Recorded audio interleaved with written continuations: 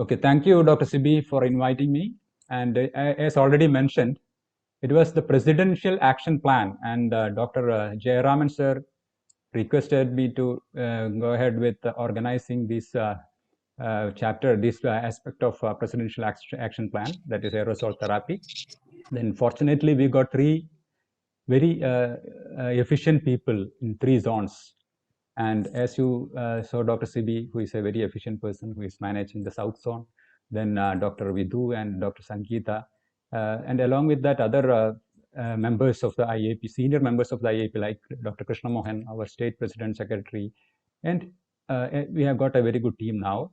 And what we are planning is now after the CME, we may be going ahead with public education programs, preparing video presentations about aerosol therapy and device uses. So that is our plan for the time being. Anyway, thank you all. Thank you, the president of IAP Trivandrum branch, secretary Trivandrum branch, state secretary, state president, for inviting me and giving me this opportunity. So without wasting much time, I would like to start my topic. So it's actually what initially I told Dr. CP that it was recent things or new developments in asthma. But then I thought it is being an introductory talk. I will just go to overview of asthma. So we are actually aware that a lot of confusion regarding the management of asthma versus so misconceptions are there. And the next Asthma Day theme, that is on May 5th, 2021 theme is Uncovering Asthma Misconceptions. And we are actually working for that. So childhood asthma is the most common serious chronic disease in infants and children. No doubt about it. It's a chronic inflammatory disease of the airways characterized by recurrent episodes of airway obstruction. And very important three components of this, as you all know, edema, bronchospasm, and increased mucus production. And a lot of people are suffering from asthma, and approximately 300 million people are now having asthma worldwide. And at present, it is not relevant. The school days lost is not relevant, but yes, it's a marker of morbidity caused by asthma in children. That is 14 million school absence per each year is the impact of asthma on school children. And it is one of the very leading cause of hospitalization among children. And what is most important? Is it the new or recent advances or the basics? Obviously, like any other pediatric condition, any other disease in childhood, the basics has to be right. So we should go with clinical examination, history taking, clinical examination, physical examination, very important. So it is very important that asthma is mostly clinical, especially children below 5 years of age. Even though we take X-ray and blood investigations, of course, this may be needed in most of the time to rule out other conditions or look for the complications, or sometimes even to help diagnosing asthma by doing IgE, or other eosinophilia, or those things. But anyway, the most important thing is our examination, history and physical examination. And of course, in asthma, patient-specific treatment is what is needed now for the time being. And we have got protocols in by different bodies, government body, by many associations or organizations. So these are all made for different age groups. So it cannot be applied to all age groups. The same protocol cannot be applied. So we have got different protocols for different age groups. And very important for asthma, children with asthma, vaccination, apart from the routine vaccination, influenza and pneumococcal vaccines are also very important. And in asthma, like any other condition, growth chart is an important tool. And that is a very important tool for any chronic disease conditions in childhood. But in asthma, it is important. It is not only for the diagnosis, but it can actually tell you that you have missed a very important chronic underlying condition along with asthma, or that may be the diagnosis like cystic fibrosis. So psychological support to family is very important when you consider following up an asthma child or treating an asthma child.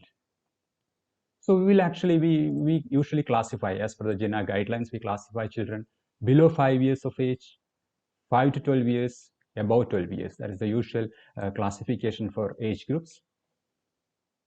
So in below 5 years of age, of course, recurrent wheezing is common, mostly viral upper respiratory tract infection. And we consider asthma, the child diagnosis of asthma we consider when the child presents with wheeze, cough which occur during exercise, crying, laughing, and sometimes with ARI they get wheeze. But if without ARI, if they get wheeze, we consider it is more likely to be asthma. And history of allergic disease like allergic rhinitis or eczema, either to the child or with some family members, close relatives. So usually when we are in doubt, borderline, we may have to give some empirical treatment or a trial therapy. For that, we usually give controller for around 2 to 3 months. So, and if it is worsening after stopping, then again it will tell you the diagnosis. So there are a lot of clinical findings or history, something in the history, which will tell you that it is most likely to be asthma. In small children, it may be atopy which is present, which may tell you asthma. But is there any other methods? Like there are actually a lot of studies conducted in asthma below 5 years of age and recurrent wheezing below 5 years of age, because it is always a difficult thing in medicine to exactly pinpoint the diagnosis in children with wheezing. So it was in 2000 when Castro Rodriguez developed an asthma predictive index, and later Michael Fox et al. They modified it, or they improvised it in 2014. It is basically a asthma predictive index criteria, like major criteria and minor criteria.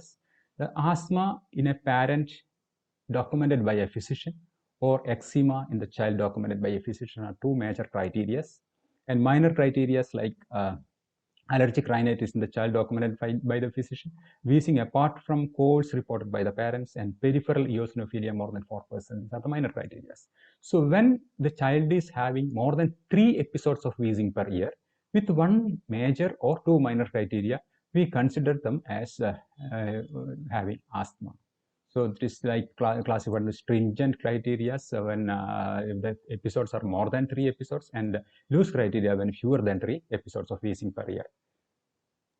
So coming to wheezing phenotypes. So as mentioned, we have less than 5 years of age, above 6 years to 12 years, and above 12 years. So below 5 years of age, there are more things which we should consider, because a lot of benign conditions also play a role in children below 5 years of age. So the phenotype is basically observable characteristics that result from a combination of hereditary and environmental influences. So we have two types of wheezing, two classes of wheezing phenotypes. One is symptom-based classification, that is episodic wheeze and multi-trigger wheeze. So the other type of classification is like time trend-based classification. The child who is having wheezing, which started before 3 years of age and it ended before 3 years of age. After 3 years, child is perfectly normal. They will be classified as transient wheeze. Most of the time we consider it or we can diagnose it only after 3 years of age. It's a retrospective diagnosis. So when it began before 3 years of age and persist after 6 years of age, call it as persistent wheeze. And after 3 years of age, if it starts, it is called late onset wheeze. So this is the classification. This is wheezing phenotypes which are described in the Texan study published by Maternus. And other most common asthma phenotypes, mostly applicable for age above 6 years, or even a group of children below 6 years, is phenotypically eosinophilic asthma or allergic asthma. It can be phenotypically, we can call it as eosinophilic asthma, and endotypically, we can call it as allergic asthma. So non-allergic asthma, adult onset asthma, asthma with persistent airflow limitation, asthma with obesity, exercise-induced asthma, poor steroid responsive asthma, or severe treatment-resistant asthma. These are the most common phenotypes which we come across. So in older children, it is very relevant because this phenotypic classification is very relevant or important in selecting the treatment for asthma sometimes. So above 60 years of age is the second group of children. So they usually present with almost similar symptoms which we mentioned earlier. So symptoms with increased possibility of asthma like wheeze, shortness of breath, cough, and chest tightness. These four symptoms are called the umbrella of asthma symptoms. And the other important things is like worsening at night or early morning, and over the time the intensity changes and may be triggered by various factors like viral infections, cold, allergens, exercise, things like that. So certain conditions, we say that their possibility of asthma is very less, like a child who is presenting with isolated cough with no other respiratory symptoms, or chronic production of sputum, and shortness of breath with dizziness, lightheadedness, paresthesia, sometimes present with severe chest pain, and exercise-induced dyspnea with noise inspiration, like what we see in exercise-induced laryngospasm. These are we call it as decreased possibility of asthma. So when we clinically consider asthma, is there any diagnostic tests? Of course, below 6 years, all these diagnostic tests do not work. But above 6 years, we can try certain tests like pulmonary function tests, spirometry, or even peak expiratory flow meter we can use to get some clue for or help to diagnose asthma. So if the documented expiratory airflow limitation is less than 0.9, that is FEV1 to FVC ratio is less than 0.9, it is more likely to be asthma. We cannot actually say that it is confirmatory, but that is why it is. To confirm, we have to do other aspects of the pulmonary function test, like positive bronchodilator reversibility test and variability of peak expiratory flow or PFT values, or a significant increase in PFT after a course of anti-inflammatory medication, or an exercise challenge test or a bronchial challenge test we can use for diagnosing asthma when we see a significant fall in the pulmonary function like forced expiratory FEV1. So excessive variation in the lung function test, if we can document in various time when we do the pulmonary function test, that also is a point in favor of confirming the diagnosis of asthma. And there is one more test which we can actually do in older children, but now it is not. It is used very rarely in our country, and that is helpful in phenotypically getting some support to your diagnosis, like in type 2 airway inflammation, where we get eosinophilic asthma or allergic asthma, where we can actually test the exhaled nitric oxide with the help of a electrochemical sensor or laser equipment. And usually the importance is that it is not elevated in neutrophilic asthma, it is elevated only in eosinophilic asthma, which is very important in deciding the anti-treatment. Like the patient who is having increased nitric oxide exhalation, that is concentration of the exhaled air, they are likely to respond to our inhaled corticosteroids. And it can be used for monitoring the efficacy of your inhaled corticosteroid use. Coming to differential diagnosis, of course, many of these differential diagnosis will be mentioned in Asthma Mimics talk by Dr. Krishna, but still for completion's sake, I'm mentioning recurrent viral respiratory infections are very important differential diagnosis for asthma in children below 5 years of age, where you get runny nose, cough, and chest congestion. Usually, in between symptoms, in between these episodes, they will be normal also. And gastroesophageal reflux disease, of course, cough when feeding, vomiting, recurrent chest infections. Again, a very important differential diagnosis for children below 5 years of age. Foreign body, very common, but the thing is we'll have clues when we get foreign body like local focal lung signs and the history of sudden onset of breathlessness while eating or playing. And persistent bacterial bronchitis, again another diagnosis which is it's a clinical diagnosis where we may have to give intermediate duration of antibiotics. Like asthma, here also the diagnosis may be difficult in the initial phase, but we empirically give antibiotics, and retrospectively sometimes we come to this conclusion.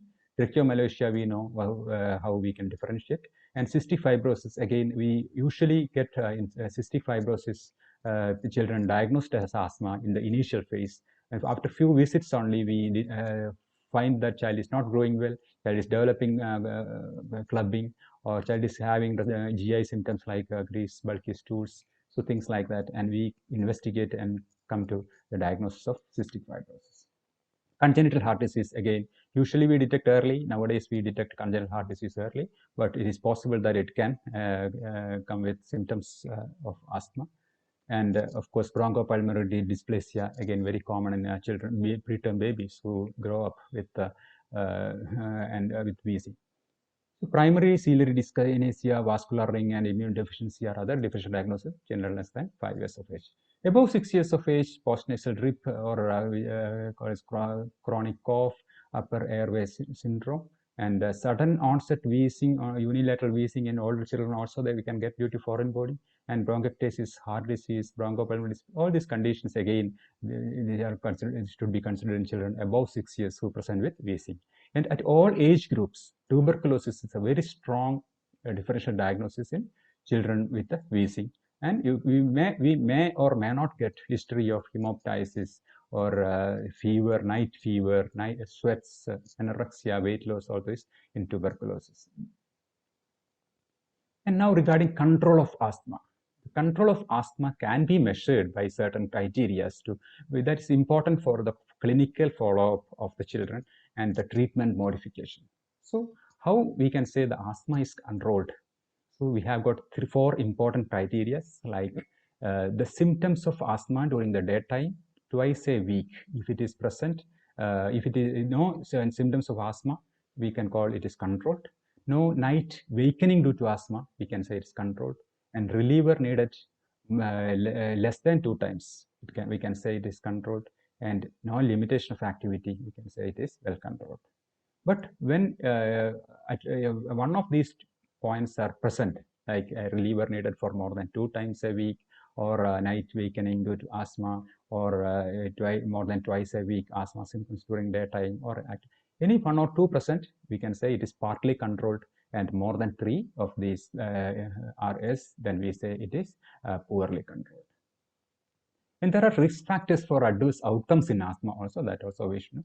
Recurrent exacerbations and poor lung function and side effects of medicines, they are all factors which suggest adverse outcomes. And inhaler technique adherence and all these things are also very important to monitor and to see whether the child is going into severe asthma. Comorbidities like allergic rhinitis, eczema, food allergy, obesity, all these will suggest possibility of an adverse outcome in the management of asthma. So what are the treatment options in asthma? So we know that we have got different types of treatment protocols, but to follow a particular protocol, I thought I will go through GINA guidelines, based on GINA guidelines, which is actually revised in 2019 and 2020. And we have got 2 types of treatment protocol, like population level medication of choices. That is based on all these formularies or these protocols and things like that. And patient level medication choices. That is based on phenotype, as we earlier mentioned. A patient with eosinophilic asthma may respond more to inhaled corticosteroids, things like that. So 3 types of treatment plans are there. That is controller medications, reliever medications or rescue medications, and add-on therapy in severe asthma when it is needed. So whenever a child is coming with a severe asthma attack or acute severe asthma, we say that it is actually a failure of our treatment, or something happened, some mistake happened from our side or from the patient side. So we should be modifying the treatment to prevent further episodes of similar attacks. So for that, we need to have an action plan. So all children, any children coming to our OPD with asthma, we should have an action plan. So that should be a written action plan. Like we have got some examples like green zone, yellow zone, and red zone. Like we can actually a child in green zone can continue the current treatment. We can give suggestions for follow-up.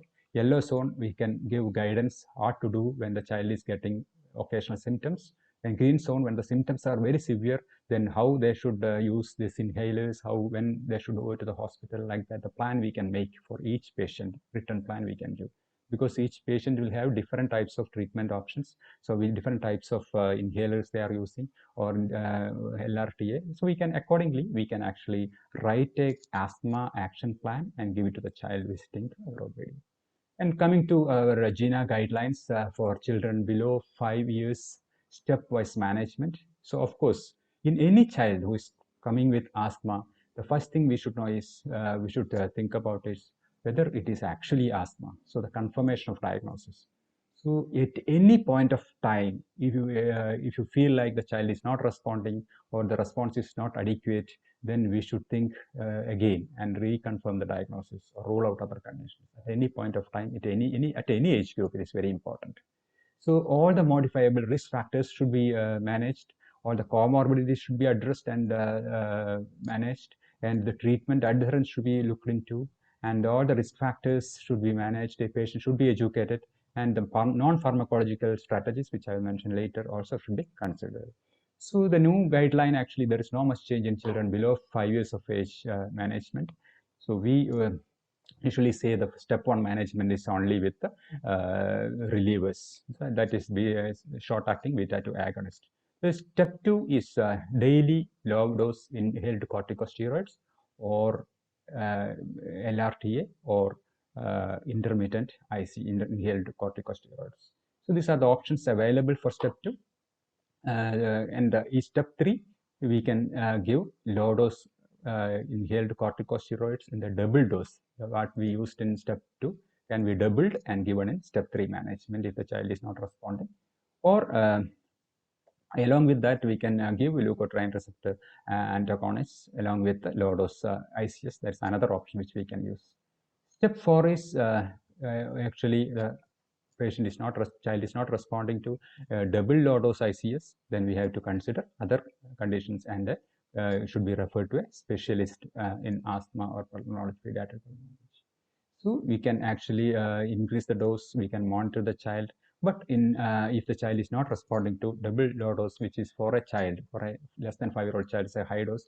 So above that, we should get expert opinion for continuation of management. So at any point of time, alternative diagnosis should be considered. Inhaler use, whether it is proper or not, we should recheck again and again, and adherence should be checked before we step up the management. 6 to 11 years child, we again, the confirmation of diagnosis is very important. But here the thing is, there is a difference here. In step 1, we have got an option to give low dose inhaled corticosteroids with the short acting beta agonists. Here, the present GINA guidelines, there is a difference in 2019 GINA guidelines and prior GINA guidelines, that here short-acting beta-2 agonist alone is not considered as a good option for asthma treatment. Because whenever you feel like giving a short-acting beta-2 agonist, consider using low-dose inhaled corticosteroid, because the short-acting beta-2 agonist alone is not found to be preventing severe asthma episodes. So either you can actually give daily low-dose ICS, or we can give short course of low-dose ICS with SABA to prevent, to treat in the step 1. So step 2, we have to give daily low-dose ICS, or we can give leukotriene receptor antagonist. So step 3, we can actually give a combination of low-dose ICS with long-acting beta-2 agonists, or a medium dose of inhaled corticosteroids.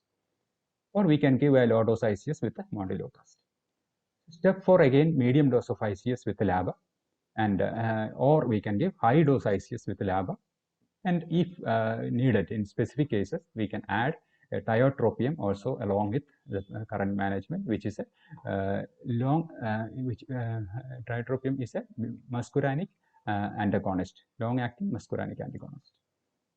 So step 5, again, we have to, there comes the importance of phenotypic assessment, like if the child is not responding to medium dose of inhaled corticosteroid with LABA combination, then we should think about adding anti-IgE, that is omalizumab, which is approved in children up to above 6 years of age.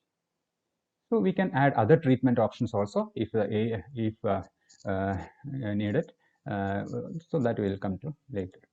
So above 12 years, again, there in step 1, it is mentioned that we can actually give courses of low dose ICS with formoterol. That is the one difference in step 1 management in children above 12 years of age. Step 2, we can again with the low dose ICS, we can continue with the low dose ICS, or we can give intermittent or a short course of treatment with low dose ICS with the formoterol. This is the main difference between children 6 to 11 years and above 11 years in these two categories.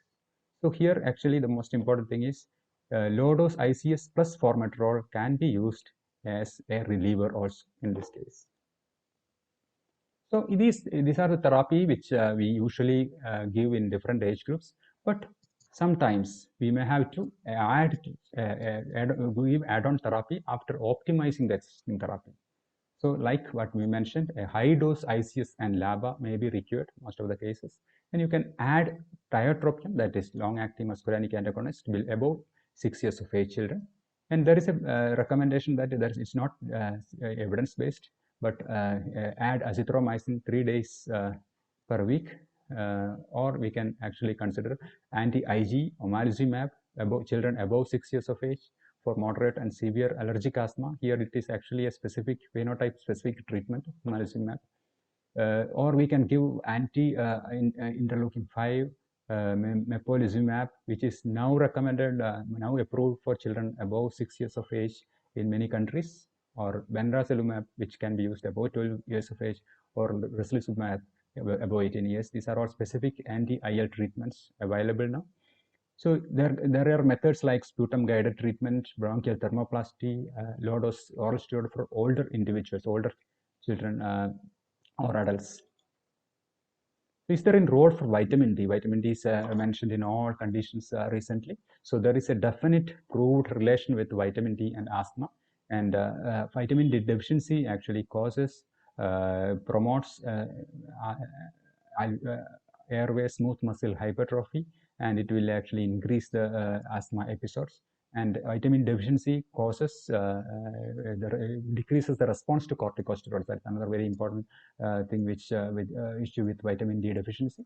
And vitamin D, if you administer, it can actually promote T regulatory cell activity, and Th2 cytokines can be decreased, and the inflammation also can be reduced by inhibiting fibroblasts. And again, it will actually reduce the proliferation of airway smooth muscles. So this is the action of vitamin D. So another very important therapy which we cannot use in small children. All this treatment cannot be used in children below 6 years of age. So above 6 years, we can try immunotherapy also. There are two types of immunotherapy now available. One is subcutaneous immunotherapy, and the other is sublingual immunotherapy, where it is an antigen-specific therapy. So here, what we should do is we should find out to which allergen the child is getting symptoms, and we can do it by either specific IgE assay for that particular allergen or by skin prick test. So depending on the convenience, or after discussing with the child, we can use either subcutaneous or sublingual immunotherapy. Bronchial thermoplasty, as mentioned earlier, it is not for children, it is only for adults. And here actually only if the adult patient is not getting controlled after the step 5, then consider the bronchial thermoplasty. And here 3 separate bronchoscopies need to be used, and with each sitting radio frequency pulse therapy should be given. And after initial 3 months, they will get exacerbations, but in the long run, they will get a very good response after bronchial thermoplasty. But there are difference of opinion among experts regarding this treatment option. So coming to non-pharmacological interventions, of course, this is a very important aspect of asthma management. So smoke exposure, very important, it should be avoided. So occupational exposure, whenever possible, we should take adequate precautions. And medications that trigger like NSAIDs, aspirin, all those things, we should avoid if possible. Then avoid indoor allergens, outdoor allergens, and pollution, both indoor and outdoor. and weather conditions will be affecting asthma exacerbations. That should be managed with protection to the patient or the child who is likely to get symptom exacerbation during weather changes. And physical activity, we have to encourage children for physical activity, but of course with taking precautions. And healthy diet, very important, nutritious diet. And allergens, food allergens, certain allergens can increase asthma. So we recognized allergens for that particular child, that should be avoided. Weight reduction in obese children, the phenotype with obesity, we have to consider weight reduction. And emotional stress is another triggering factor in asthma, and that should be dealt with. And breathing exercise is supposed to be a very good measure to control asthma temporarily. So when the child is coming with asthma above 6 years of age, of course, in our primary care setting, all patients, we should increase the reliever dosage and the controller dosage. That is the recommendation now. So as we already mentioned, we should have a good asthma action plan written with the patient. And during review, we should monitor the patient. So if they come with asthma exacerbation, if the patient, if there is a drastic reduction of peak expiratory flow value or FEV1 value below 60% of the best, then we have to increase the reliever and controller dosage, and along with that, we should give prednisolone in the dose of 1 to 2 mg per kg, 3 to 5 days, and immediately they should visit a hospital. That is the guideline by GINA. So less than 5 years child with coming to primary care, of course, if the child is having mild to moderate asthma symptoms of exacerbation, then we should actually count the respiratory pulse rate. If it is less than 200, below 0 to 3 years, and less than 180 in children 4 to 5 years, and if the saturation SpO2 is more than 92%, we can say it is mild to moderate exacerbation of asthma in children below 5 years of age. So we can actually manage with inhaled beta-2 agonists, salbutamol with a spacer, or nebulizations we can use. And along with that, we have to start on steroids. And sometimes we may have to start on oxygen if the child, and to get a targeted SpO2 of 94 to 98. So if it is severe exacerbation, like pulse rate is more than 200 in children 0 to 3 years and more than 180 in 4 to 5 years, and if SpO2 is less than 92 and the child is having cyanosis, confused retractions at the silent chest, all these findings will tell you that it is severe exacerbation of the asthma. In primary care, we cannot treat in the primary settings. We have to transfer the child to an area where there is a critical care support. And while transporting, we should think about starting steroids and also starting salbutamol or nebulization or a metered dose inhaler. So in children more than 6 years of age with significant mild to moderate exacerbation of asthma, when the pulse rate is 100 to 20, 100 to 120, and SpO2 90 to 95, PF value more than 50% is there, then we can actually start with short-acting beta-2 agonist. Around 6 to 10 puffs we can administer 2 hourly, and prednisolone and oxygen we can start in those patients to get a saturation target of around 94. So if it is severe, if the child is having severe symptoms like respiratory rate is high and pulse rate is more than 120, saturation less than 90, then we can actually start on treatment with short-acting beta-2 agonists and ipratropium bromide with either inhalation or nebulization, or metered dose inhalation or nebulization, and you can start on systemic steroids.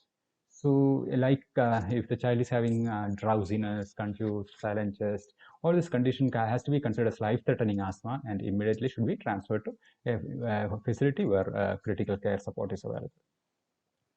So coming to asthma management during COVID-19 pandemic, that is the recent recommendation which is mentioned in GINA guideline, because that is very important and relevant for the time. And actually, a child who is already on inhaled corticosteroid or low-dose oral corticosteroid, they should continue it, because sudden stoppage of this long-term treatment can actually cause adverse effect on both COVID infection as well as asthma. So these all patients should have a written asthma action plan, and during COVID pandemic, actually we can actually add or suggest all these methods to the patient. So where possible, avoid nebulizations. That is the recommendation. And now after the pandemic is there for more than a year, I think people have started using nebulization commonly even in the OP setting with precautions like with proper either negative pressure ventilation or area or negative pressure rooms or maybe near the windows without much exposure to the health staff or things like that. So if the health staff is standing more than 1 meter away from the patient and using tight mouthpiece or mask, using a pressurized MDI may be very useful or comparatively better than in nebulizer using in the OPD setup. So spirometry better we avoid in patients who have confirmed or suspected COVID-19, and all infection control precautions should be taken if any aerosol generating procedures are needed in persons with asthma, persons with COVID-19. So recommendations for preventing asthma in children. Is there anything which we can do? As we know, the worldwide pollution is increasing, and like that, asthma incidence is also increasing. In children, the asthma incidence is drastically increasing recently. And it is mentioned that antenatally, if the mother is exposed to tobacco smoke, that will actually increase the possibility of wheezing in small infants. So like that in children in the first year of age, if they are exposed to passive smoking, tobacco smoke, and even environmental smoke, they will have more of wheezing symptoms in the infancy and early childhood. So vaginal delivery should be encouraged to, and that is supposed to have some protection in developing wheezing in children. And breastfeeding, exclusive breastfeeding is having a protective effect on development of asthma. And where possible, we have to avoid paracetamol in children below 1 year of age. Along with that, we should avoid broad spectrum antibiotics also. And these two interventions are supposed to be useful in preventing asthma exacerbations in children. So to summarize, basics are more important. Whatever we talk, whatever we speak, when we think about all these newer biologics, the basics are more important, especially in children below 5 years of age, where there is no much advance in the treatment for last few years. The previous treatment protocols are still holding. And not responding to treatment. Any child with asthma not responding to treatment, revise the diagnosis. So rethink about or reevaluate if needed. So all wheezes are not asthma. So have a written asthma action plan for all patients coming to our OPD, and proper inhalation technique and adherence very crucial in the management of asthma. And non-pharmacological measures equally important or more important. And asthma attack detecting early and managing can reduce the morbidity and mortality with asthma. So with these words, I thank you each and every one of you for patient listening. I think I took more time. I don't know. Thank you very much. Yeah. Thank you, Dr. Suresh sir, for the elaborate, detailed talk on a review of childhood asthma. It was an excellent session. You have covered almost all the topics. Now I invite our main guest speaker, Dr. Sandeep Salvi from Pune.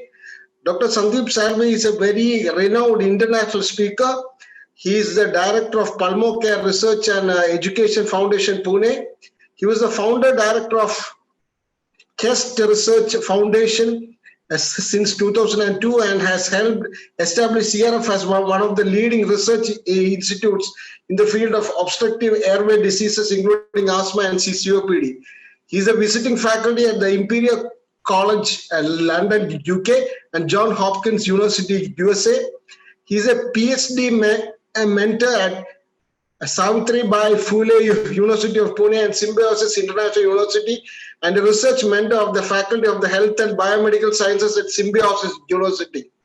After completing his postgraduate training in the field of respiratory medicine in India, he obtained a PhD in clinical medicine at the University of Southampton in UK, where he researched on the effects of air pollution on human lungs.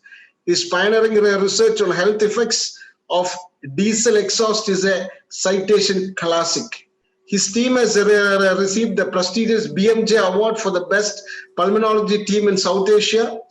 He has contributed to textbook chapters, monograms, and international peer-reviewed journals. His latest article, A Practical Guide on the Use of Inhaler Devices for Asthma and COPD, was published in GAPI. Actually, Dr. Sandeep Salvi is also my teacher in DAA course in CMC Vellore. Over to you, Dr. Sandeep, sir. Thank you very much, Dr. Sibi, for such kind words. Wish you all a very good evening. At the outset, I would like to express my very sincere thanks to Dr. Sibi Kurian for giving me this opportunity to share with you some very exciting information about the importance of inhalation therapy in asthma. I would also like to congratulate the IAP Trivandrum chapter for initiating this presidential action plan for aerosol therapy for asthma. It is indeed a very commendable initiative and will have a significant impact on the quality of care that pediatricians and general practitioners are offering to our children who suffer with asthma. We all know that inhalation therapy is the cornerstone of asthma management. Yet, it still remains underutilized. If you look at the history of how inhalation therapy started, this was about 5,000 years ago, before the period of Hippocrates. At that point of time, asthma was still known. And it was believed that asthma was caused by unhappy gods, demons, and spirits. And the only treatment for asthma at that point of time was to visit a temple and burn the incense. So the aerosol that came from the burning of incense would pacify the anger of the gods and the demons, and the god would then relieve the person suffering with asthma. We all know that that is not true anymore. We know that the aerosol that is generated from the burning of incense actually makes asthma worse. But I believe this is how the historical origin of aerosol therapy for asthma actually started. Then around 60 to 70 AD, there was this place called Bath. It still exists in England, a place called Bath, Bath. And this place had these hot water springs.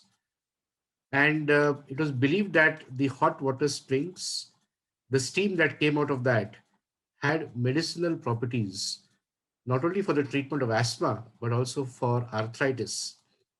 And a lot of people would come to this place to get themselves cured of asthma.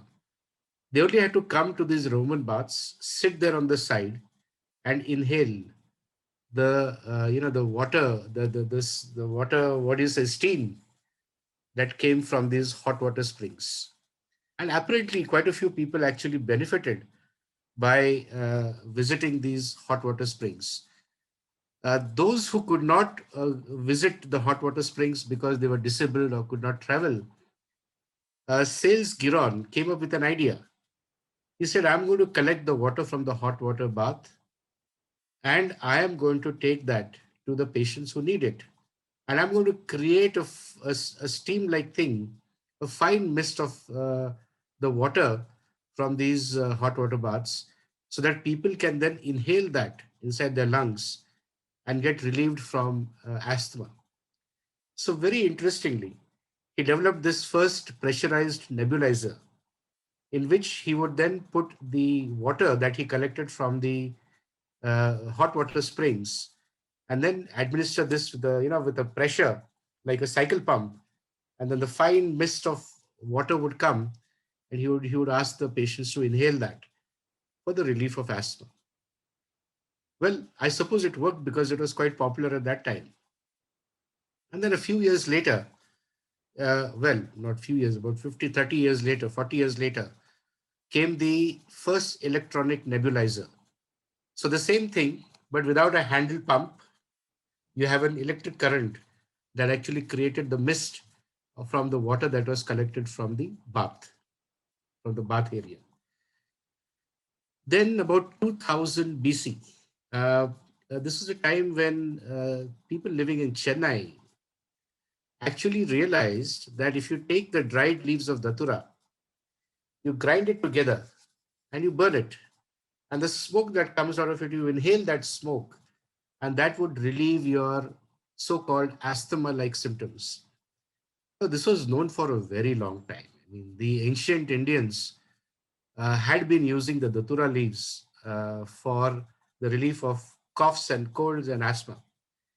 When the British came to India through the, and they conquered India, at that point of time, one of the British physicians called James Anderson visited Chennai, and he saw the so-called Indian doctors use the dried leaves of datura to treat asthma.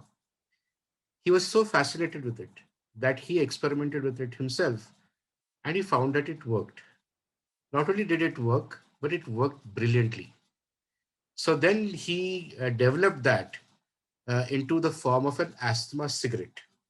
So the dried leaves of datura were ground together, put in the form of in a cigarette, and you actually smoked a cigarette to relieve your asthma symptoms.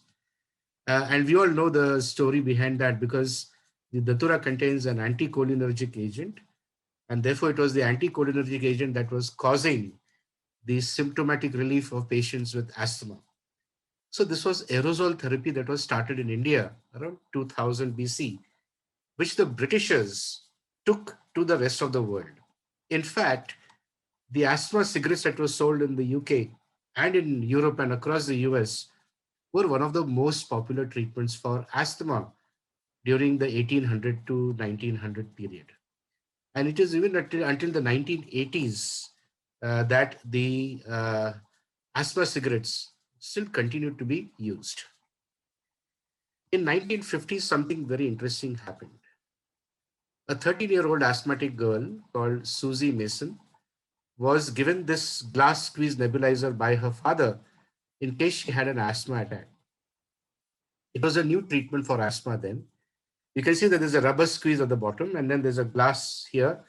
So you put the adrenaline solution inside that, and then when you sprayed with the rubber, when you pushed with the rubber, you got a fine mist of adrenaline spray. And then you inhaled that adrenaline spray when you had an acute exacerbation of asthma. Apparently a very useful treatment at that point of time. But Susie Mason, being a very naughty girl, she used to keep on dropping this and breaking this so-called glass squeeze nebulizer. Her father got very angry with her one day, and he shouted at her. He said, I mean, I can't keep on buying a glass squeeze nebulizer or vaporizer every month for you. It is expensive, and I think you should learn to take care of yourself. And then in response, the 13-year-old asthmatic girl tells her dad, Daddy, why don't you develop my asthma medication in a hairspray can that my mother uses? She had seen her mother use that hairspray can. So with one actuation, one spray of so-called hair oil or whatever you call it would fall on her mother's hair. And she said, instead of this, why don't you put the asthma medication in that? Her father happened to be a scientist at a pharmaceutical company called 3M. At that time, it was called Riker Lab. Subsequently, it became the 3M Pharmaceuticals. And the father, because he was associated with development, research and development within the industry, he thought this was a brilliant idea. The idea came from his 13-year-old asthmatic girl. So he started experimenting with it. He said, instead of using the hairspray for the hair, whatever oil, I will use it for the medicines. So he developed the first pressurized meter dose inhaler in 1955. It was called as a Medihaler, the first pressurized meter dose inhaler for asthma. 1955, 1956, it was approved for use. And since then, it became an extremely popular treatment for asthma. The aerosol that was generated by this, because of the Meshberg valve that was just recently invented a few years ago, it was possible to develop this pressurized meter dose inhaler. Now, we all know theoretically that inhalation therapy is the safest, fastest, and the most effective way of delivering drugs to the airways in patients who suffer with asthma. Despite all this, a large number of asthmatics in our country still continue to get oral medication for the treatment of their asthma. What I did was, I compared the amount of excess salbutamol that one would be exposed to if you took it by the oral tablet route or if you took it by the inhaled route. So we know that the inhaler, the salbutamol inhaler, one squirt gives you 100 micrograms. Two squirts will give you 200 micrograms. And let's assume for all practical purposes, or just for the sake of calculation, you take 2 puffs of salbutamol 3 times a day. 200, 200, 200. That's 600 micrograms a day. To have the same effect, you would need to take 2 to 4 milligrams of tablet of salbutamol. Now, 2 milligrams is 2000 micrograms. 4 milligram is 4000 micrograms. So you're taking, let's say you took 4, I'm being on the higher side. 4000, 4000, 4000. You're taking a total of 12,000 micrograms of salbutamol by the oral route versus 600 micrograms by the inhaled route. Over a period of 6 months, you would have exposed your body to 1000 excess tablets of salbutamol.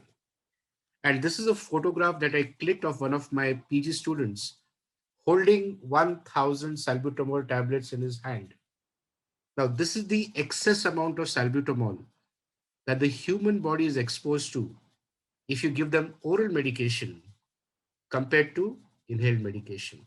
And I think this is a very important message that must go down for the delegates who are listening to this presentation. We know that when we take an oral tablet, it goes inside the stomach, then it starts dissolving. A small portion of that goes into your brain. A small portion of that goes into your heart. A small portion of that goes into your liver. And a small portion of that goes into your lungs. Only a very small proportion of the oral medication that you take actually reaches the airways where we need them to act. In contrast to that, if you take the same medication by the inhaled route, look at the quantity of drug that you need to take, extremely small, and it goes directly to the place where you want it to go. So this is on-target therapy, very, very low dose, goes directly, so the onset of action is within few minutes, and there are hardly any systemic side effects. Why there are no systemic side effects? Because there's hardly any drug that enters into the systemic circulation. And therefore, I think it makes no logical sense to me. Why would any doctor in the right sense want to treat their asthma patients with oral medication, knowing all about this theoretical knowledge that I've just shared with you? I just want to share this very important slide, the story of asthma. Now, this is a cross-section of the airway of a normal, healthy person. Okay, let me just put the pointer over here. There's a pointer. So normal, healthy airway. This is the lumen through which air goes in and out. And this is the mucosa of the normal, healthy airway. Now, this is the change that occurs in an asthmatic individual. There is not only mucosal inflammation, but there is smooth muscle spasm, and therefore the lumen of the airway becomes very small, and therefore there's less amount of space for the air to go in and out. And this is what is responsible for causing cough and for causing breathlessness. Now, when you treat this person with salbutamol or a bronchodilator, the smooth muscles relax. and therefore the lumen becomes a little bigger in size. The patient feels better. But the mucosal inflammation that is there in the airway, that remains as it is. And therefore, after the action of the bronchodilator is over, the patient goes back into this state. As a result, the patient keeps on switching between this state to this state if you treat the asthmatic patient only with a bronchodilator drug. Now, what happens when you contract a smooth muscle and relax it, contract a smooth muscle and relax it, contract a smooth muscle and relax it? The muscle becomes big in size, like the bodybuilders. This is exactly what happens in asthmatic people who are treated with bronchodilators only. The smooth muscles become hypertrophied, and as a result, the mass of the smooth muscles become big, and then they contract more. The asthma gets worse and worse and worse if you treat your asthmatic child with only inhaled bronchodilators. The only treatment that works for the mucosal inflammation is inhaled corticosteroids. The only treatment that works. Now let us accept that the inflammation has to be treated. Now you can treat it with oral anti-inflammatory drugs or you can treat it with inhaled anti-inflammatory drugs. The only anti-inflammatory drug that works is corticosteroid. It makes no sense to treat your child with oral corticosteroids on a long-term basis to reduce the mucosal inflammation. It's stupidity, because of these serious side effects that are associated with oral use of corticosteroids. But you need to use oral corticosteroids. But you need to use corticosteroids to reduce the inflammation. The only route that is available then is by the inhaled route. And therefore, inhaled corticosteroids is the cornerstone of asthma management. No asthma patient must be denied an inhaled corticosteroid. Because if you treat your asthmatic patient with only bronchodilators, you're actually causing worsening of the underlying disease. This is a very recent study that we conducted and it's just about to be submitted for publication. India contributes to 12% of all the asthmatics in the world. So out of 100 asthmatics in the world, 12 are from India. But out of every 100 deaths that occur in the world due to asthma, India contributes to 43%. 43% of the global asthma deaths occur in India. This is according to the latest Global Burden of Disease report just released. Now, this is a very shameful figure. What I did was, I calculated the number of asthmatics that we have in India and how much inhaled corticosteroid is actually sold or prescribed in India by all the pharma companies. And this is what I found. For the number of asthmatics that we have in our country, around 34 million, 412 million units of inhaled corticosteroid must be used. How many are actually sold? Less than 40 million. That means less than 10% of inhaled corticosteroids are used in our country for treating asthma. And a large portion of this is in pediatric population. The dot over here that you see, all these dots represent a specific individual state in our country. On the x-axis is the proportion of ICS users. On the y-axis is the number of deaths that occur due to asthma. If you use less number of inhalers, the deaths due to asthma in the state is very high. Those states that use high number of inhaled corticosteroids, so the sales of inhaled corticosteroids is high, the deaths due to asthma is significantly reduced. I think this one figure is a figure that is going to change healthcare policy for asthma in our country. We're just about to publish this. Expected units of sales of inhaled corticosteroids versus actual sales for every state in India. You can see Kerala is over here. The expected sales of inhaled corticosteroids is 26.6 million units. The actual sales is only 4.5 million units. This is the gap in the sales of inhaled corticosteroids. And that is what is contributing to asthma deaths in our country. Now, if you compare your Kerala with the other states, I think Kerala seems to be doing quite well, relatively, compared to the other states. Look at this. I mean, expected versus actual. Only Punjab seems to be doing well. Punjab and Delhi seem to be doing well, along with Kerala.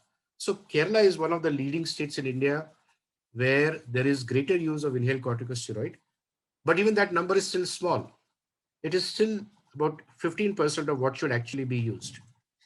We all know that there are different types of inhaler devices. We have the dry powder inhaler devices, which have its unique advantages and disadvantages. I'm not going to go into the details of that. You have the pressurized meter dose inhalers, again, that have its unique advantages and disadvantages. We all know that the propellant that was used in the olden days in the PMDIs was chlorofluorocarbon, which was responsible for causing an ozone hole in the stratosphere. So as a result of that, all the CFC propellants were replaced with HFA propellant, hydrofluoroalkane. Being pediatricians, I thought I would just show you this. This is a paper that was published quite a few years ago. And you can see that these are thermal burns on the hand by a child who used the MDI for asthma treatment. You know, if you put a finger inside that the mouthpiece and actuate, the temperature is minus 20 degrees, very, very cold. Now, if you actuate it on a hand, the minus 20 degrees actually burns your skin. And you have to be careful about this because adolescent children, they like to play with their pressurized meter dose inhaler. And you should be very careful that they do not cause thermal injuries because the temperature that the aerosol comes out is minus 20. All the inhalers that we have are made up of heterodispersed particles. What do you mean by heterodispersed particles? There's no common size to it. The size varies from so and so to so and so. Therefore, we call it as mass median aerodynamic diameter. And we use a particle size of around 2 to 5 microns mass median aerodynamic diameter. The reason for this is it's very difficult to make what we call as monodispersed particles. The technology that is required to make the same size of particles in the pressurized meter dose inhaler is very expensive. And therefore, we have to use the heterodispersed particles. And we all know that the monodispersed particles, you know, perhaps they may come in the future because they're very efficient in causing bronchodilation. Now, PMDI with a dose counter is something that is available nowadays so that parents and the children can know when the inhaler is getting over. Spacer is something that is very, very important, especially when you're using in children. If you're using inhaled corticosteroids, you must use a spacer. Obviously, it's a little tedious to carry it, but nonetheless, it's very, very useful. The breath-actuated inhaler is a more recently advanced form of a pressurized meter dose inhaler that gets activated when you start taking a breath. So the coordination that is required between actuation and inhalation, that coordination is not required anymore. You just put it in your mouth, start taking a breath, and it automatically gets activated and the aerosol starts going into the lungs. So this is the latest advancement that has happened, that is happening in this space. And these breath-actuated inhalers are now currently available in India. Which is the best inhalation device? Nebulizer, MDI with spacer, MDI alone, or DPI. You can see the 4 colors over here. Green is lungs, yellow is oropharyngeal, purple is amount of aerosol in the apparatus, and red is exhaled. So just look at these different colors over here. In the lungs, which is the best? MDI with spacer is as good as DPI. MDI alone is less, nebulizer is less. When you look at oropharyngeal deposition, very high oropharyngeal deposition with the nebulizer, hardly anything with the spacer and MDI, very high with an MDI, and quite high, relatively high with the DPI. What about the apparatus? So very little in the nebulizer, a lot more in the MDI with spacer, some in the MDI, and a little more in the DPI. And then the amount exhaled is obviously much larger with the nebulizer. So what does this figure tell you? Which is the best, so-called best, theoretically the best inhaler device? So, well, both of them have got equal lung deposition, MDI with spacer and a DPI. But look at this, the amount, the yellow color, oropharyngeal deposition is a lot lesser with a spacer as compared to a DPI. So if you're giving your child an inhaled corticosteroid, and if you need to give high doses of inhaled corticosteroid, it always makes good sense to give an MDI plus spacer rather than a dry powder inhaler. Or if you give a dry powder inhaler, then you need to rinse the mouth and gargle and so on. But this is a very nice study that actually suggests that MDI plus pacer is perhaps the best device. The last slide that I wanted to show you, last 2 slides. Do doctors know how to use the inhaler device correctly, the pressurized metered dose inhaler? This is a study that we conducted about 12 years ago in a tertiary care teaching hospital here in Pune from the BJ Medical College. At that point of time, one of the top 10 medical schools, medical colleges in our country. So we took 100 MBBS students who were in their final year, 100 interns who had completed their MBBS and were doing the internship, 50 postgraduate students of medicine, chest medicine and pediatrics, 107 qualified nurses, and 53 physiotherapists. We showed them the pressurized metered dose inhaler. Said, have you seen this device? 99% said yes. Do you know what this device is used for? Yes. 95% said yes, it is used for asthma treatment. Very good. Do you know how to use this device? 90% said yes, I know how to use the device. Can you please demonstrate me how to use this device? So we gave them the pressurized metered dose inhaler and showed, please show us how to use it. Obviously, we are a little strict to ensure that all the steps were measured correctly. Do you know the answer? What we found? Total, less than 1% knew how to use the inhaler device correctly. Less than 1%. The best were the postgraduate students of respiratory medicine. 9% knew how to use the MDI correctly. 91% of even the postgraduate students of respiratory medicine did not know how to use this device correctly. And then you can see pediatricians and medicine, they were all 0%. Nurses, there's one nurse who actually was suffering from asthma, so therefore she knew how to use the inhaler device correctly. But that is a sorry state of affairs. We repeated the study 10 years later, that is 2 years ago, and we found there's a 4-fold greater improvement in the percentage of people who knew how to use an inhaler. From 1%, it increased to 4%. 96% still did not know how to use the inhaler device correctly. I'm going to stop over here, and I just want you all to think, because the initiative that the IAP Trivandrum chapter has taken on Residential Action Plan for Aerosol Therapy is an extremely important initiative. The doctors first need to be trained about the importance of inhalation therapy, and they must be taught how to use the inhaler device correctly. I can promise you, 9 out of 10 doctors will say, yes, I know how to use it correctly. But only 1 out of 10 will actually know how to use it correctly. So I think it's important to educate all the primary care physicians about importance of the aerosol treatment and how to use the aerosol treatment correctly. I think if you do that, you would have done a significant amount of work to fulfill your presidential action plan. But who will benefit out of this? Obviously, the patients will benefit, and that will have a huge impact on the quality of care that your patients will get. Thank you very much. So over to you, Dr. Sibi. Thank you, Dr. Sandeep Salvi, sir, for that excellent presentation. Actually, all the 135, 145 participants were hearing standstill and amazed. And it is the first time I'm hearing about asthma cigarettes and the beautiful history of asthma inhalational therapy. And you have explained very well that is which inhaler to use, whether meter dose or DPI, and the reality and the harsh reality of the fact that many physicians don't know how to use and how to explain to the patients about inhalers properly.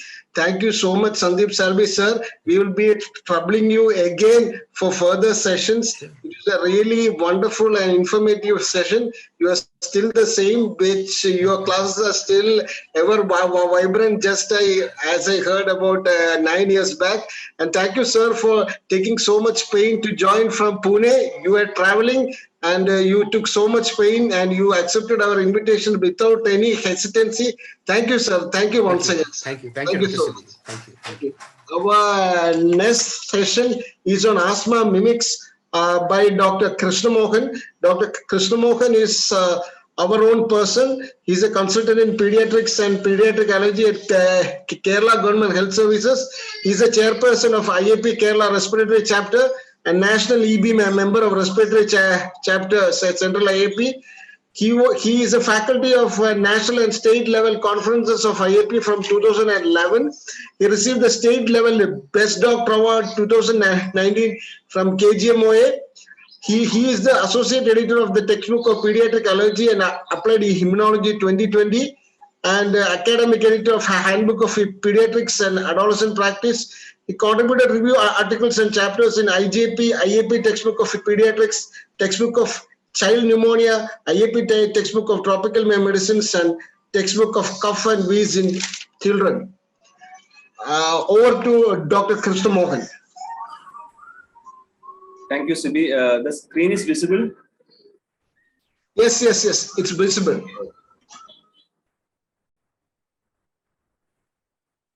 Okay, at the outset, let me thank IAP Trivandrum, especially Santhosh Kumar sir and Praveen. Also the action plan coordinators, respected Suresh sir and my dear Sibi, for this wonderful opportunity. So it is a tedious job in front of me to give a talk after two stalwarts, EK Sureshkumar sir and an international person like Dr. Sandeep Salvi. So till now we were discussing about aerosol therapy, when to give, what to give, how to give, etc. My topic is about when not to give aerosol therapy, when you have to think of some other diagnosis.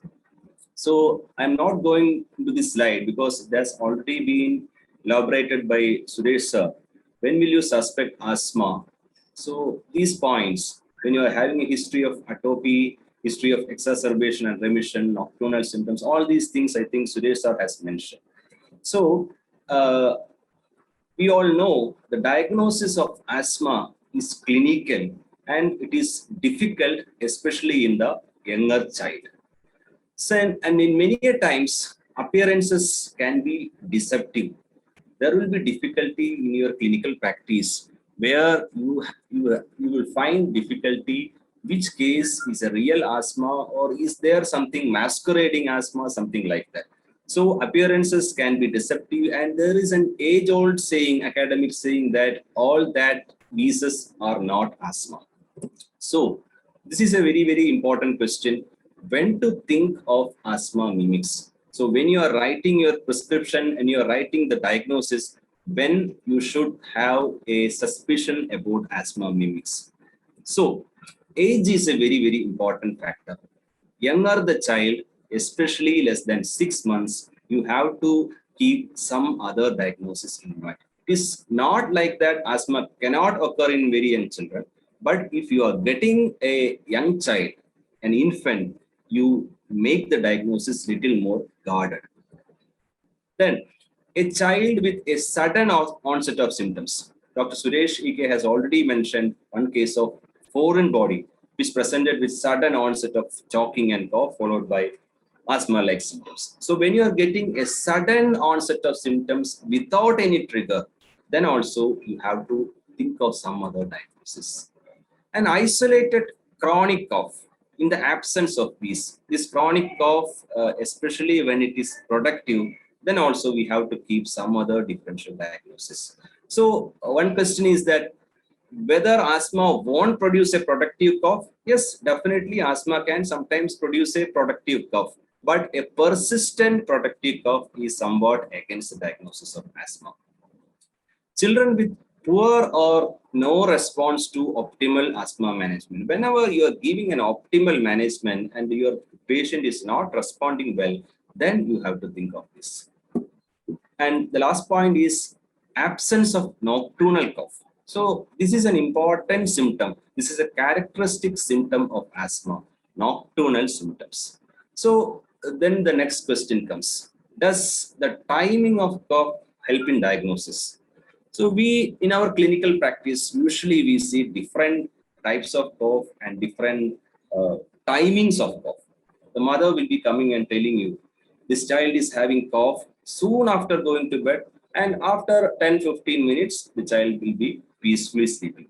So that type of history is almost against asthma. And that is, this type of history is seen in postnasal drip like that. For asthma, the nocturnal cough, the most important timing is between 3 to 5 a.m. Usually when the child will wake up due to this severe cough, and in severe asthma cases, that cough during the early morning, 3 to 5 a.m. is very important. Suppose the mother is telling the mother, this baby is having cough only during feeding, then we have to think of some other diagnosis or some other comorbidity like GERD or some tracheoesophageal fistula like that. Suppose this child is having no cough at night at all, he is sleeping peacefully, daytime he is having very much coughing, then we have to think of conditions like a habitual cough or psychogenic cough. Now, a practitioner in the periphery who has just finished his MBBS, he has just started his practice, is asking you, what are the lookout signs which should alert you for an alternate diagnosis? This is a very important slide. So what are the red flags? So if in your patient who presenting with chronic symptoms and whom you have diagnosed as asthma, if any of these symptoms or signs are present, then you should think and evaluate the child for an alternate diagnosis.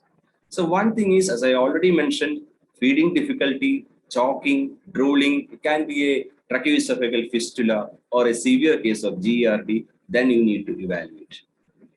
Daily moist cough, as I already told, persistent moist cough is almost against asthma. This is a very important point, failure to thrive. If you are getting a case of asthma and when you plotted his parameters on the growth chart and you are seeing that his growth is severely altered, less likely that it is a case of asthma. Asthma usually do not cause a failure to thrive. Digital clubbing is against a diagnosis of asthma. You have to think of differential diagnosis like bronchiectasis, cystic fibrosis, or any other chronic infections like tuberculosis. Hemoptysis, this symptom is very unlikely of asthma. It is usually seen in cases of this pulmonary hemorrhage or in some cases of foreign body, but not usually in asthma. Persistent hypoxia. You will get hypoxia in asthma. You can get hypoxia if you're measuring that SpO2 in a case of severe acute case of asthma, you will be getting an hypoxia. But when the hypoxia is persistent, when you are seeing cyanosis constantly, and when you are hearing murmurs, you have to think of some other differential diagnosis like a congenital heart disease. Persistent voice changes that I already mentioned, like in cases of laryngeal involvement, congenital conditions producing laryngeal involvement, there you may get persistent voice changes. Now, I will be dealing with some of the common mimickers. So, I am deviating from the usual common presentation scenario. I will be giving some scenarios, and I expect the audience to answer to each question. So, because all of you are senior pediatricians and you are good clinicians, so there is no need to teach you.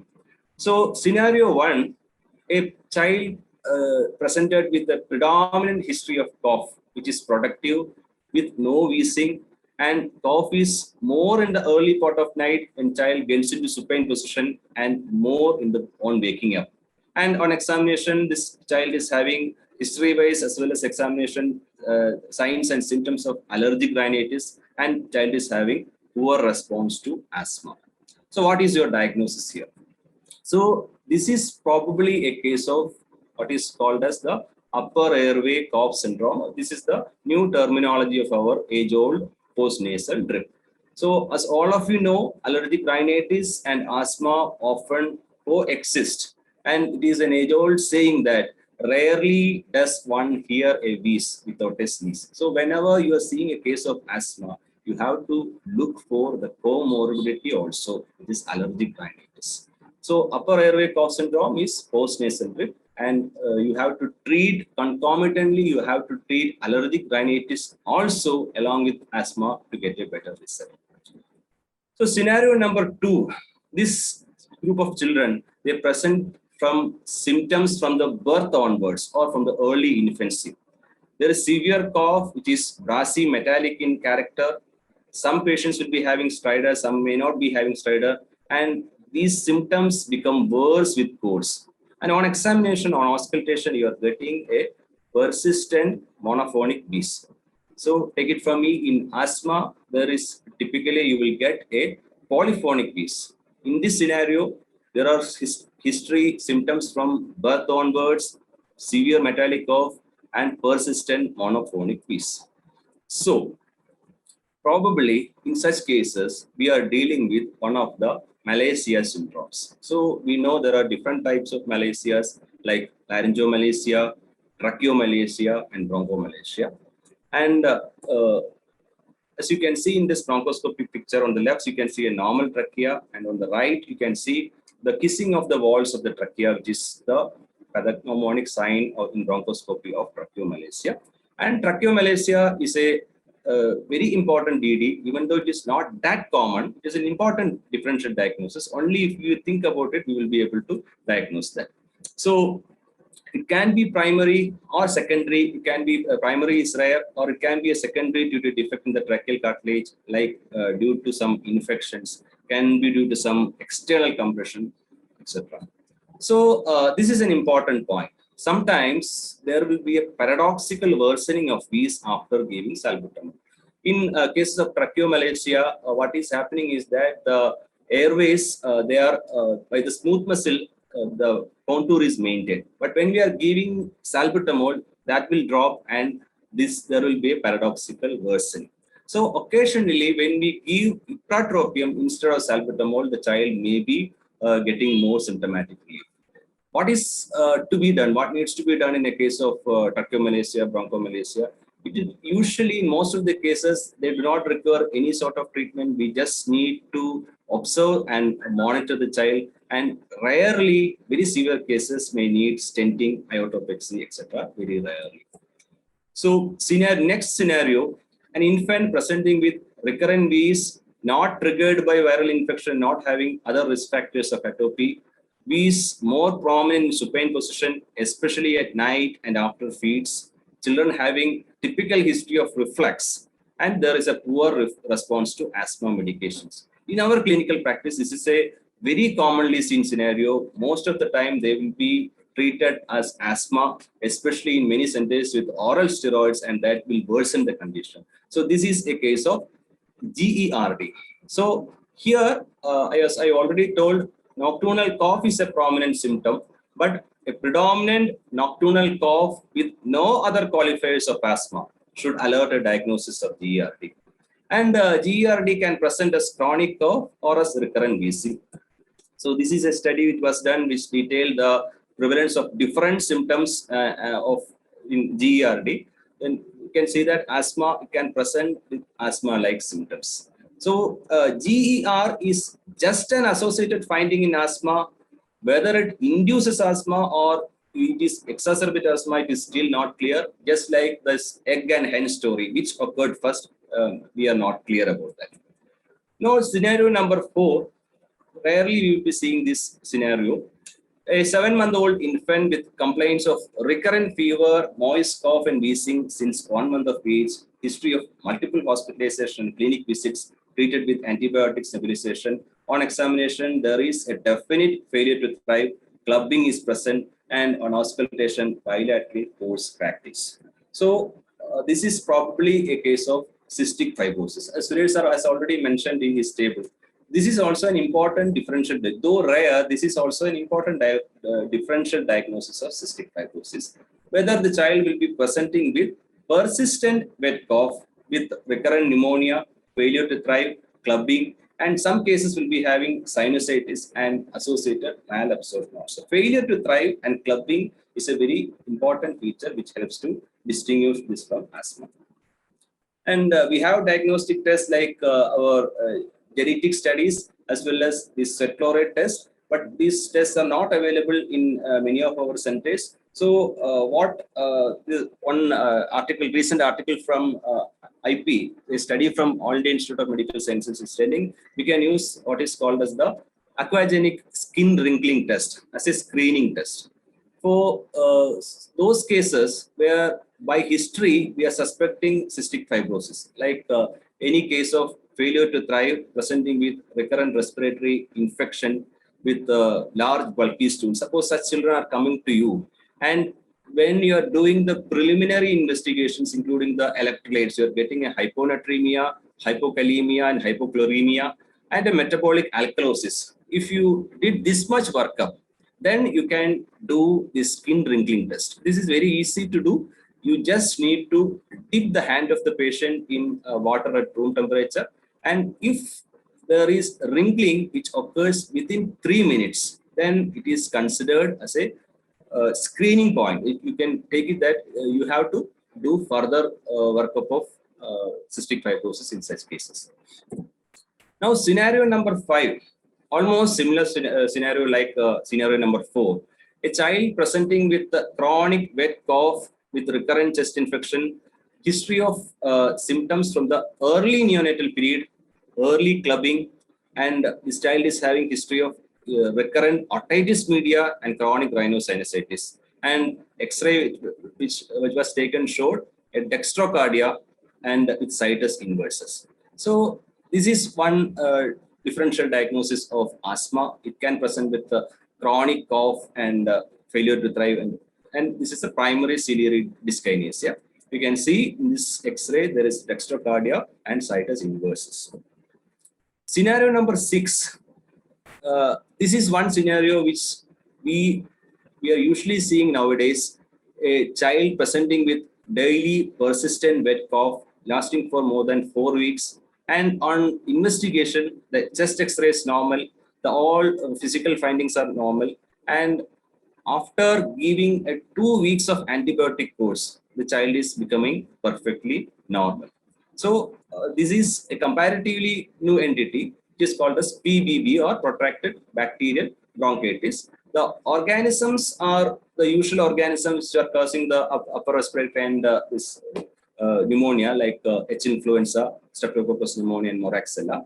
But the mechanism is that these organisms, due to some reason, is forming a biofilm which makes them resistant to the normal course of antibiotics. And the diagnostic point is that when this child is responding to a long course of 2 weeks of an antibiotic, which is given is amoxiclav.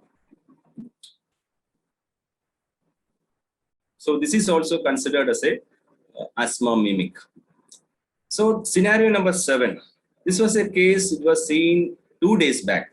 Thanks to Dr. Suraj Bateri GH for sharing this X-ray. This came as a discussion in our group. A child presented with, an 8-year-old boy presented with abrupt onset of cough and wheeze, with collapse of the right lung and absence of response to beta-2 agonist. So this is a case of foreign body, and it can present in the radiological feature. If there is complete obstruction, it can present with this collapse, and if there is a partial obstruction, it can lead to air trapping, which will present as a hyperinflation or emphysema. So the history is very important when you suspect a case of this foreign body. There can be a history of choking and a aggressive cough, but the important point is that the absence of such a history does not exclude a foreign body.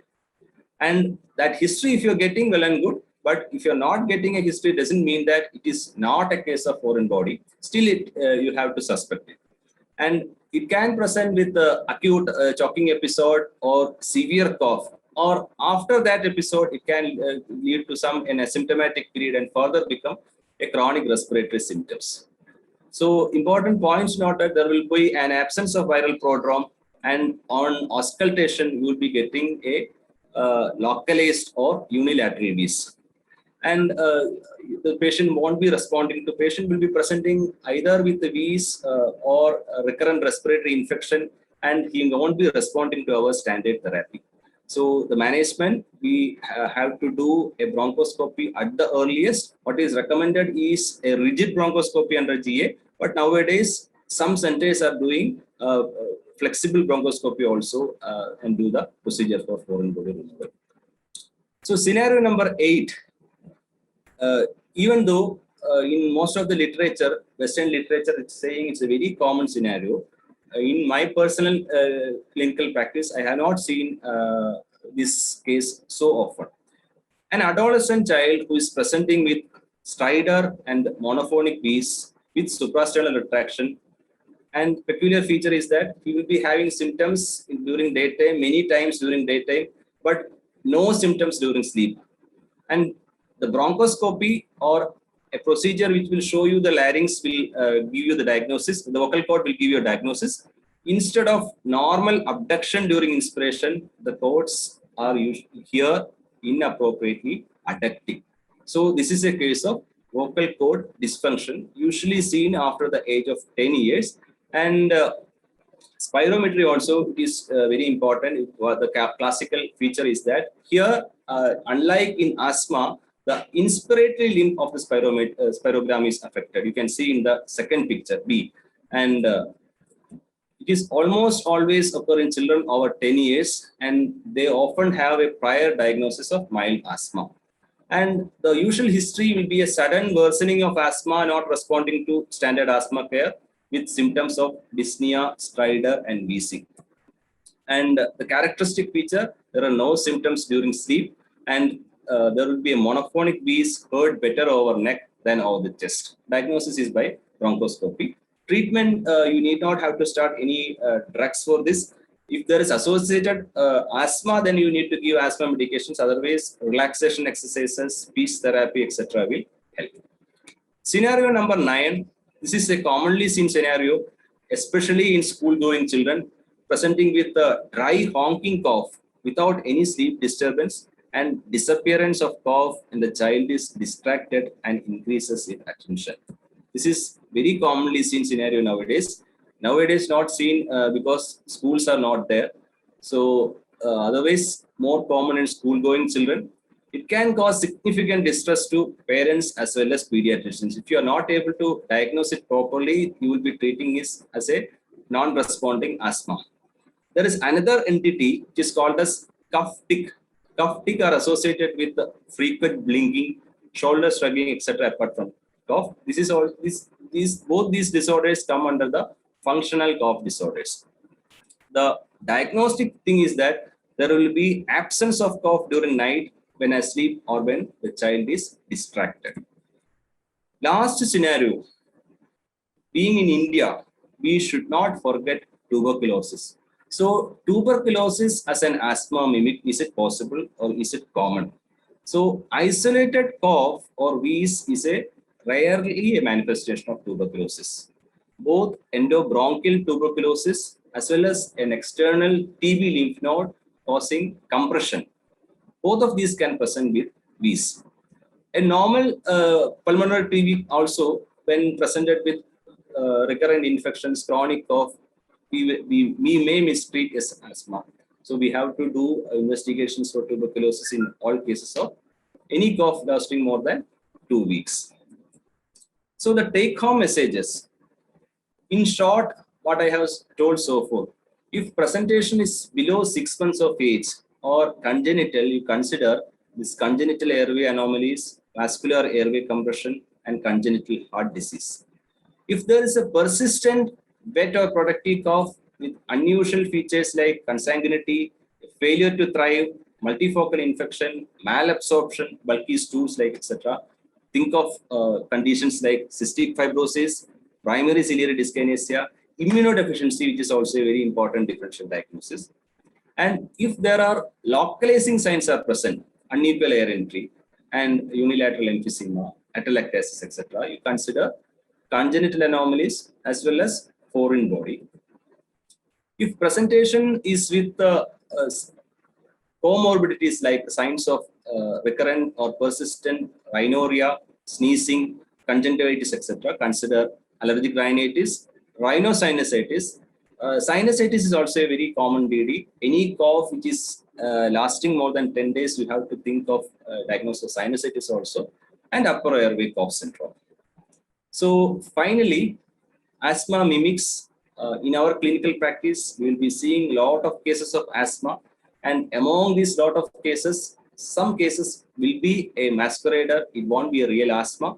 So what is required is a good history, a very good clinical examination, and most important is a high index of suspicion. Whenever your patient is not responding to your optimal management, you think, you suspect about the asthma mimics. So that is about my presentation. I think, Sibi, are you there? Yes, I'm there. Thank you, Dr. Krishna, for the excellent session on asthma mimics, and you have presented it scenario-wise so that it is easy to understand and keep it in mind. Thank you, Dr. Krishna once again. And due to lack of time, I am just winding up. Just to remind you all about the action plan of aerosol therapy.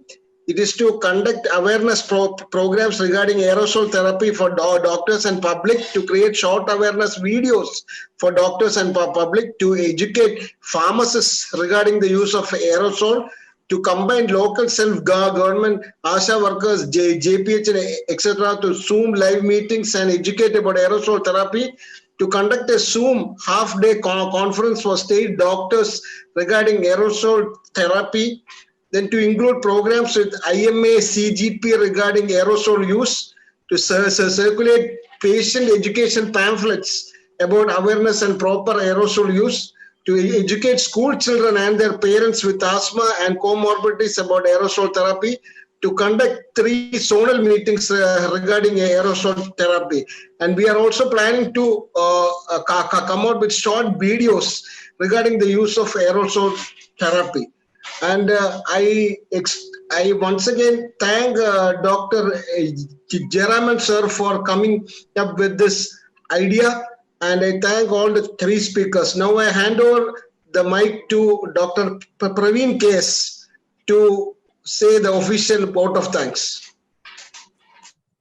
Thank you, CB, for the excellent program.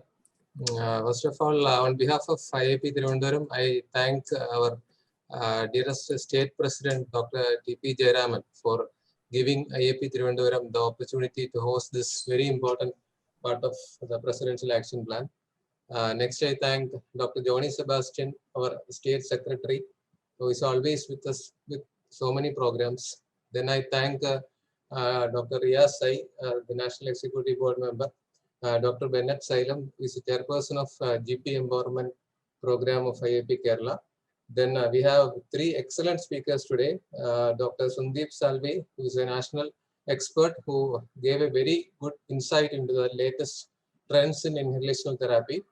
Then Sureshkumar sir from Aster Mims Kozhikode gave a very excellent talk on the latest trends in the treatment of asthma. Then our own Krishna Mohan, my dearest friend, who gave a very excellent talk on asthma mimics. Thank you all the speakers, and we have very senior faculties from all over Kerala attended today's program. I can see Elizabeth Madam, then Vijaykumar sir from Kozhikode, Ranjit, and so many other faculties and senior doctors. Thank you all. On behalf of IAP Trivandrum, I thank each and every one of you for attending today's program and making it a big success. And last but not least, our CB, who arranged the older program, who is the South Zone coordinator of this aerosol program. Thank you, CB. Thank you all. Over to CB. Okay. Thank you all. Thank you all once again. And thank you, Purushothaman sir, and all the seniors who have attended. Actually, there were a few doubts in the chat box. I was not able to say. If somebody can answer, it will be fine. What is vocal cord dysfunction? And another question is, any age limit in young children to use of ipratropium bromide in acute exacerbation? And third question is, how to dispose of used canister waste? CP vocal cord dysfunction, I already detailed. I think the question came before I presented. I have already told about vocal cord dysfunction. And ipratropium bromide, there is no such specific age group. But the thing is that only when it is indicated, you are supposed to use. Just like salbutamol stabilization. And another question is, how to dispose of used canister waste? I don't know exactly. I think it is just like any other plastic and aluminum waste you can dispose. I am not an authority on that. Somebody else? Purushottam sir, do you have any comments? Sir, okay. So I think thank you all once again, and thank you. The session is adjourned.